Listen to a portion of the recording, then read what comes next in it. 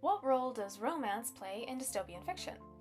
Many articles and blog posts on dystopian romance point out that love adds relatability and serves as a positive contrast to the darkness that is dystopia, adding emotional depth.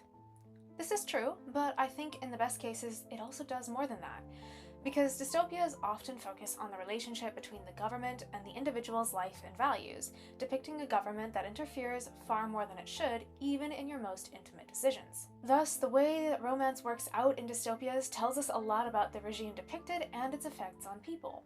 Let me give a few examples of how this can work. In Fahrenheit 451, Montag's wife shows us the status quo, and ultimately her actions uphold the regime. In Brave New World, the opposite ways that Lenina and John react to being attracted to each other show us the different values that are placed on physical intimacy and interpersonal relationships in the different societies they come from. Often, romance is a means of rebelling in a dystopia. For example, love and friendships are totally forbidden in Ayn Rand's Anthem, yet the protagonist falls in love anyway. In The Handmaid's Tale, all the relationships are strictly regulated, but Offred has an affair anyway, which is her form of private rebellion. Sometimes romance turns into a weapon for the regime. We see this in 1984, when it's through Julia that Winston is finally broken, and in The Hunger Games, when Peeta is turned against Katniss in Mockingjay.